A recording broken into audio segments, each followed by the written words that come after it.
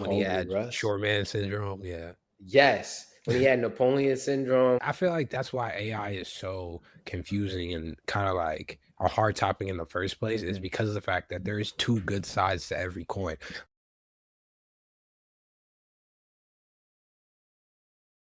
This is episode 113 of the Rhythm and Rhymes podcast. I'm your host, AJ Hughes. I'm here with my co-host, Antonio Hughes. Two educated and employed brothers. How's it going? Hey, no, I'm doing pretty good. Just got off work, going to sleep to work again. But you know, going to sleep to wake up to work. You tired from work, so you're going to sleep to wake up to work again. Yeah, I know. The loop, bro. That's why they call it the rat race. You just chase your own tail. But I'm good. I think I don't want to jinx it, but it feels like I'm about to get this job. You know what I'm saying? I feel like they're messing with me though. I've had the whole day in my head, I've been saying, assume this job is not, assume something like tragic is about to happen and just be prepared. Yeah. No, you kind of always got to be prepared for that. All right. I need to show you this because I laughed so hard earlier today, bro. Are you talking about the clip? Yes. All right. This is 50 Cent, y'all, talking about his Diddy documentary that comes out on Netflix in 4 hours. Those things, it would allow the entire culture to register as if they're for that behavior. If John Combs watches this, what do you think he's going to feel? Like, wow, this is amazing. I think he's going to say this is the best documentary I've seen in a long time. Because you'll see people, I mean, he may feel a different way about pieces and bits of it, but he knows the truth. I think he'll. Bro, this is the ultimate troll. The only reason I showed this, bro, here's my question. And I don't know if we'll get the answer to this. Of all of the people this documentary could have got ran through, how in the world did 50 Cent get not only the footage, but the executive producer role on the Diddy trial documentary? Yeah, I'm not gonna lie, that is kind of crazy. I mean, because the fact that he's been doing like TV and movies for the past however many years, I guess that part doesn't surprise me. But for them to like drop it in his ops lap pause, that's insane. I feel like that was calculated. I feel like they knew he was gonna be super petty, and they were like, "No, let's go get him." Bro, that's insane. My thing is, if you, and this is where I'm confused and I need to know more, because I tried to look around and nobody can tell me. But if I, Diddy, own the footage and I get my manager and my lawyers to go shop around this deal, in what world are you okaying that? Yeah, that is kind of crazy too. That part is kind of that's the craziest part. Because my thing is, they've been having an issue for years. That's my favorite person to follow on Instagram. It's 50 Cent. But he reposted about Diddy. I'm gonna laugh. I just thought this was hilarious, bro. And I'm gonna stay up to watch this. I'm watching it too. I'm not gonna lie. I'm gonna watch at least the first episode. I'm letting you know I'm gonna be up for the next 4 hours. I ain't got nothing to do. I got something to do right after this for an hour. Other than that, I'm gonna just sit here on the couch and wait. Just wait. Sick. Anyway, Diddy did have Thanksgiving. Are we leaving with Diddy news or are we leaving with Diddy news? You had another Diddy news topic? I'm just playing. Okay, company Suno creates an entire Spotify catalog's worth of music every 2 weeks. They said in an investor pitch deck for $250 million raise. I thought the headline was super interesting. But my question, well, I guess my realization with this, my realization with this is that AI music is not going to replace musicians. It's going to replace the functional layer of music. This is what it made me realize. The music you hear in ads, the music you hear in trailers, the music that content creators use on YouTube, the music that gets synced in movies, you know what I'm saying? Stuff like that. I feel like it's about to be all AI. It's about to be all AI. I don't know if that's a good thing, but I realize if 100 million songs are being made every 2 weeks, bro, why would a business go get Dougie Fresh or Fetty Wap? Yeah. You just type it in. yo, make me a song that sounds like. Yeah, and I feel like for those aspects like you were talking about, like even you could probably throw like ringtones or like different stuff like that in there.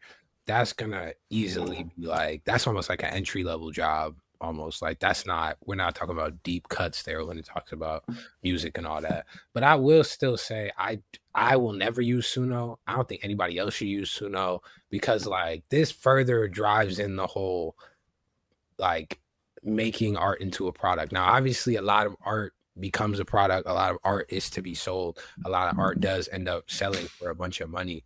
But I feel like this dilutes the value also of a music artist in a way. Or maybe it'll bring it up because there's so many people that are I guess there's so much fake music that's going to come out. The real ones are going to shine through. So I mean, I just think it kind of I don't know. It feels like a dilution in a way. Like it's just like, why are we sitting here more focused I on don't. the money aspect and not the music aspect? But go ahead. Potentially, I think something that okay, this is a business principle that I feel like is applicable here. Like Alex Hormozy would say, if you're pricing hourly or pricing like everybody else, you're in a rat race to the bottom. And so, for example, like I work in social media, my hourly rate, let's say I work in a job at $25 an hour, but now for social media, you can go get somebody in Pakistan to run your social media for $5 an hour. That is a thing, right? And so basically unless you have some differentiator, or they call it a USP, a unique selling proposition, right? You're in a race to the bottom because all y'all do this. If you're selling a commodity, you're all doing the same thing. So the only differentiator you have is price. Whereas if you have something unique to offer, you then can sell at a premium, right? And so if you're making generic ringtone music, yes, you have to compete with the AI. But I feel like if you have something substantial to offer, then you don't have to then you're not really worried about this. If anything, this inflates your value if you have something unique and substantial to offer. That's just my opinion. Yeah, and I guess I'm also thinking of it like, I feel like that's why AI is so confusing and kind of like a hard topic in the first place is because of the fact that there is two good sides to every coin. Like now there's this whole open lane of people who could just, I mean, and that's how it's been, but I feel like it's just opening up wider for people who really have like no interest in music for real, no talent in music for real, but they can just they know how to use AI and now they can make an entire song. You could use ChatGPT to write the lyrics and then use Suno to make the song, whatever. But then it also does kind of open up that lane for people who do have that musical talent to like enhance their ability and to enhance their music or to be able to possibly get the types of beats they've been looking for that they can't afford or haven't been able to find, like that type of thing. So I do feel like it does open up a lot of opportunity, but it also kind of just Why would we go hire real producers? We could start R&R studios on Suno today. Well, we could start R&R. Why we gotta go sign everybody to slave deals? We could just make our own studio right now. I mean, you're not lying. You're not lying. I can't lie. Obviously, I'm joking, but yeah, it is. I don't know. Tools can be used for creation or destruction. They can be used for good or bad things. So I don't know if this is necessarily like a terrible thing, but I think Suno making all of music every 2 weeks is insane. It's an insane stat. But that's what I realized from reading the article. I was just like, 99% of this music nobody is going to listen to again. So it has to be it has to be functional in a way. Like, why else would somebody decide to listen to any of this? And it can't be good if they're making it that fast, Yeah, nah, you're definitely right. I could see it being on more of the functional side, like you were talking about. Spotify is doing another price hike in Q1 of 2026. JP Morgan analysts have estimated that a $1 monthly increase in the US would add about $500 million to Spotify's annual revenue. which I thought was an insane stat, even though they just increased price a little while ago. Yeah. Major record labels have been pushing Spotify, Apple Music, and other streaming platforms to raise subscription fees, arguing that prices have not kept pace with inflation and remain low compared to video services like Netflix. I thought this was interesting because there is a comp there for music, like for streaming services on the music side, for like movies and TV shows and stuff like that. But I don't think people view it that way. I don't think they view it the same way, which is why I thought the quote was interesting.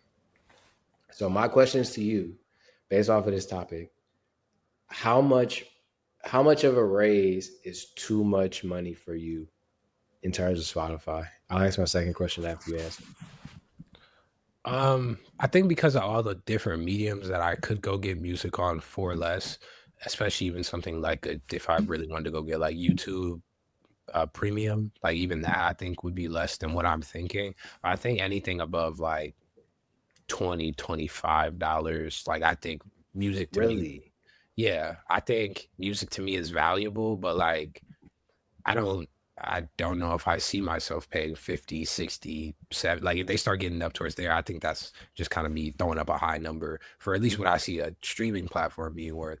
But like I don't know. I feel like there's other ways to get that music to where would I really need to pay for Spotify? I feel like YouTube Music would probably price them out on the low side. But I might be wrong. No, I hear you. I don't know if I would even let it get to 20. Really? I think bro, here's my thing. And I think I don't know if this is a psychological thing that somebody could tell me, like what this is. If you've given me something for a certain price for a long time, I'm not saying for a period of time, not a trial period, for a long time, and then you start to increase it, I can deal with maybe one or two increases, right? Right. But maybe this is hitting me harder because I was on a little college plan that Spotify had, which was like $8 a month or something like that, whatever it was. And then it was what, $9.99, right? Or $10.99. And now it's at $11.99, and you telling me it's going up again? Off principle, I might just have to dip. But okay. See, and I think the reason that it will be hard for me to dip is because at this moment, streaming is music. Like you're not going to be, there's not going to be another platform you could really go to. There isn't one yet where like the bulk of the artists I listen to from all different genres are on there, like that accessible. And here's the thing, it might go back to the fact that like music was really a commodity and you might have only been able to buy 12 albums in a year because they were $4.99, whatever. But I mean, I don't know that. I just feel like to me, music is still valuable. And because of that, I would pay the extra premium because I want to listen to all this music. So would I would pay somebody else. If I'm Spotify and then I raise, do you think Apple wouldn't then feel like I could raise too? Like, no, and then I think Apple is always the exception to the rule because music is not it's not a top 7 revenue driver. So they're undercutting everything with everybody. They're giving you more for less, usually. Obviously, Spotify's algorithm and the way that their software is built is a bit different. Yeah. But I think no, they're not gonna OD go up like Spotify. Spotify is its own thing. I would 100%. What? I said, well, then, yeah, I would go back to Apple at that point if you didn't think they would raise it. But I feel like if I'm still I feel like that's the reason they kind of got into it in the first place, was to compete with one of the tech giants that was coming up. Because at the end of the day, Spotify is kind of like a tech platform. It's not just a music platform. So I feel like, you know. Think so? Wait, so I guess let me clarify to make sure I understand what you're saying. You're saying Apple Music would raise the prices if Spotify raised the prices? I just feel like if maybe they would still use it as like a selling point of like, oh, we're still this price and they keep raising the price. But I feel like if I'm still in competition with this, even a sector of my business is in competition with this huge mega giant over here, and it's just a part of my business, and I still know I feel like Apple Music, I think you're ranking it a little too low at this point of where like it is for them. Because I feel like I don't. go ahead. Wait, go ahead. I'll let you finish. Okay, I'm just saying, like, I feel like they would then feel inclined that if people would pay this price over here and people already like us, then why couldn't we raise the price? Fair. It's a fair assessment, but I feel like Apple has historically just shown us in however many ways possible, we are not focusing on music. We are not focusing on music. We just sold 100 million iPhones yesterday. We do not care about music. And so I feel like the way that they do things is so like, it's very much more strategic. We're going to go get DJ Ebro and he's going to do a hip hop show every week and we're not going to promote it. You're definitely. We're not going to promote it. Man. Yo, we're going to just let him, we're just going to let him get on TikTok. You know what I'm saying? He's going to be on there talking to the chat. Because he'd be in there, hey chat. He's answering one of my questions before. You know what I'm saying? Yeah. He's just going to be in there talking to the chat and we're not even going to promote it. You know what I'm saying? We're going to go interview everybody and we're not going to put no ass behind it, bro. I don't feel like they're out here trying to beat Spotify. I feel like the reason Apple Music is such a thing is because of the tech. Yeah. Because you have 700 bajillion iPhones in circulation, you just put a music app on their phone, a percentage of those people are not going to care about Spotify's mix feature. They just want music. And this is the easiest way to get it on their iPhone, an Apple app. Yeah. And so I don't think they would never raise pricing, but I don't think they're going to raise pricing in response to Spotify raising pricing because they didn't last time. That's true. I don't think they're going to do that. And so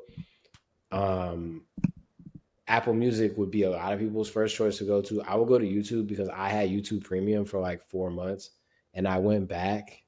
I stopped paying for it for a minute and the amount of ads, boy. The amount of ads on YouTube, boy. I would gladly take that $11.99 from Spotify and give you a right to YouTube. Yeah. Well, it'd be 12 or 13. Like I would go to YouTube. The only thing for me would be transferring all the music I have on Spotify to some capacity to YouTube. I'd have to figure out how that would work because I got like 7,000 like songs or something crazy like that. So I don't even know what I would do. That's my other thing is like I have so much music over there that I don't want to let that go. Yeah. Like I really don't. That's how they got you. But you gotta, I feel like, bro, somebody told me the other day, like, oh, you be standing on business. Yes, you can't have an extra $1, Spotify. Okay. All right. That's where I'm at. Real tense over the dollar. That's where I'm at. I'm telling y'all, Q1 2026, Spotify play with me too much. We'll be on Spotify. Obviously, you can watch and listen on Spotify. But I might not be paying. Who knows?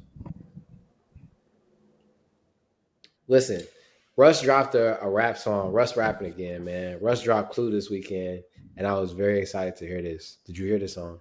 Yeah, it was hard for sure. I love Rap Russ, but he just been on some love shit. Like I said in the last pod with Thames, everybody on some love shit right now. So I got my hands like this, but I will say Rap Russ, he be going crazy. That's this song. Russ the only rapper that can like mentally transport himself back to the grind or back to when he had Russ. Short man syndrome. Yeah. Yes. When he had Napoleon syndrome, when he was out here talking bad about, he's the only rapper. I mean, he's the only rapper that does it well. Other rappers, they like transition into, I'm doing well.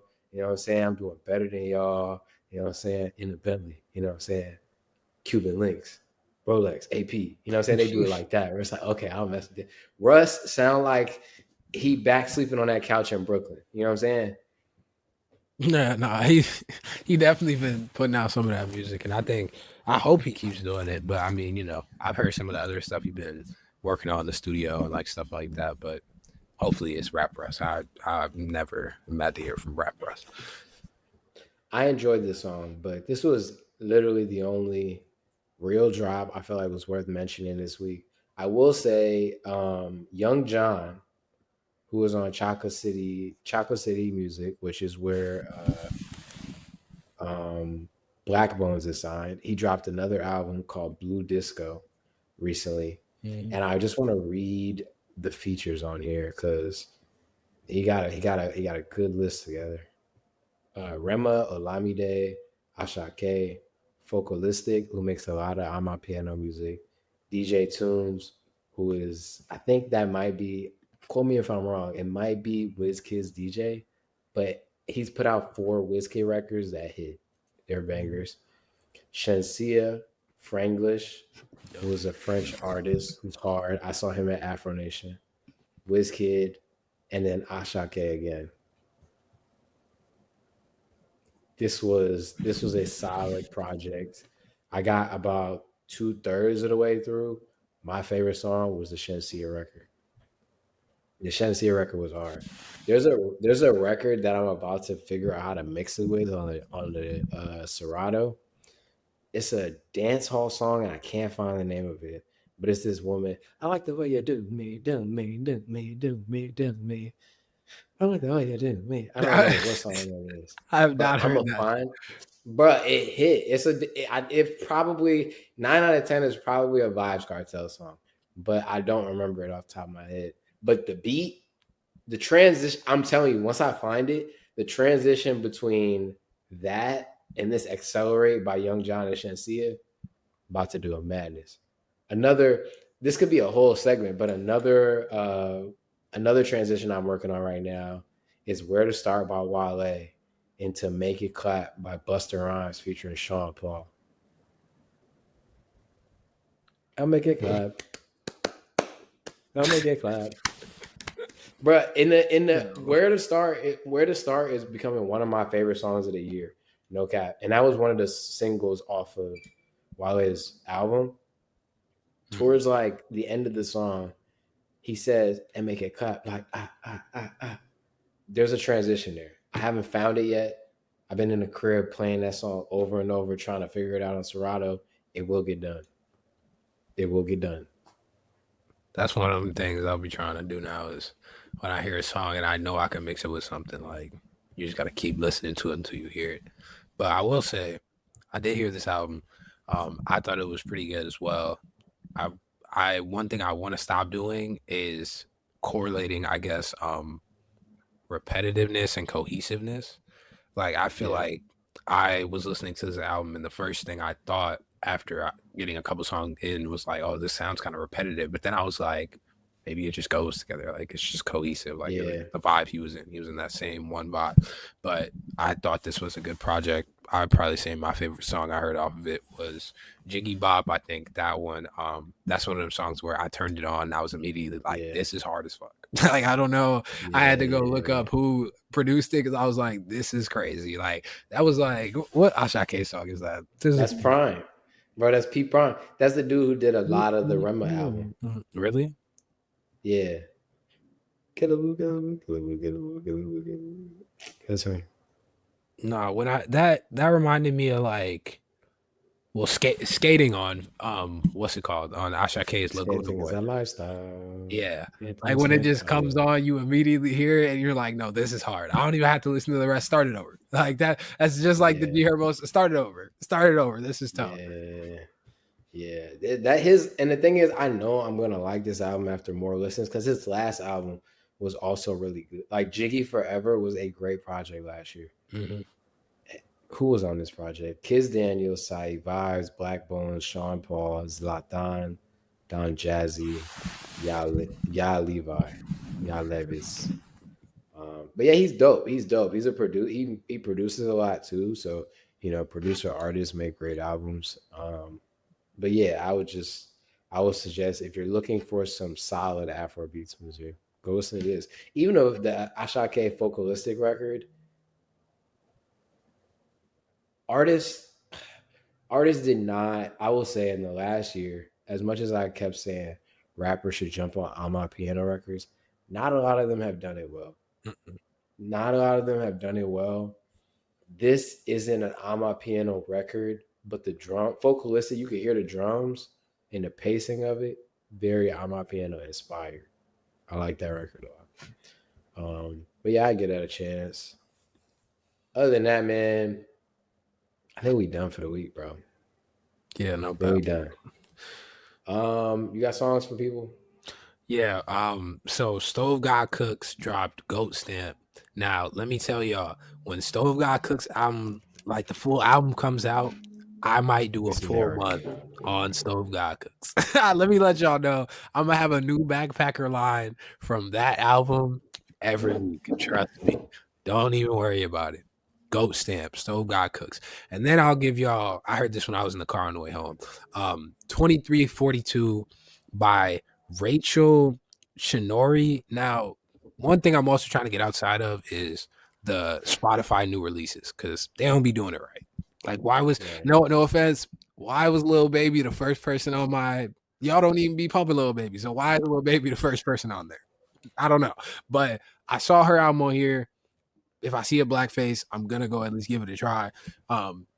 Heard it, it's kind of poppy. I'm not much of a pop person, but I thought this song was decent. So 2342, Rachel Shinori. I really hope, I'm sorry I'm butchering your name. And then Stove God Cooks Goat Stamp. Gotcha. Okay. I'm looking at her bio. She's from Zimbabwe and is this Sweden? I don't know. It's a white flag with a red cross in the middle. That's Denmark. That Denmark is not a country. Wait. Is it? I'm taking that out. I don't want to get I don't want to get cucked. Yeah, wait, no, Copenhagen, Denmark. Yeah, wait, no. I'm right. A white flag with a red cross most commonly refers to the flag of England, also known as the St. George's Cross. Interesting. Oh. That's an English flag, so she's British. Okay. London is her biggest audience as well. So I wasn't surprised, but I saw her bio and I didn't know. But I will check that song out. I added it to my likes already. I saw a video earlier today of a British person coming across this song, and I feel like we need to push it more now so they can all see it. Heads From by LL Cool J. You heard the song? Yeah, I've heard Heads From, bro. They call me Big LA. Yeah, the British dude was like, bro, LL Cool J, legend. However they say, he was like, I've never heard anyone call him Big LA. I thought it was funny. That was funny because it was like you really thought that was the point of it. Anyway, Heads From LL Cool J, great record.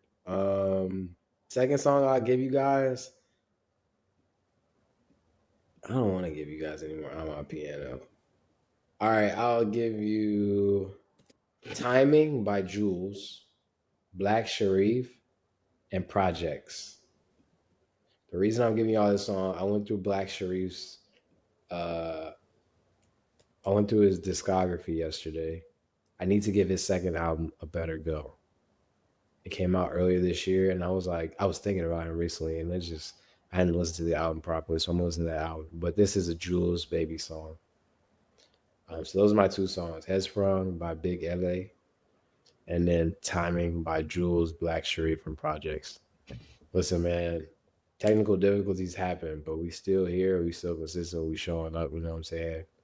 I'm in 1080p this week, but it's okay. It's okay. You should watch. Don't watch this episode on your TV, but watch all of our episodes on your TV. They'll be in 4K from here on out. Hey, yeah, put it on your TV, put it on your laptop. Start a little streaming farm for R&R guys. See you next. That would be great. Oh God. We'll see y'all next week, man.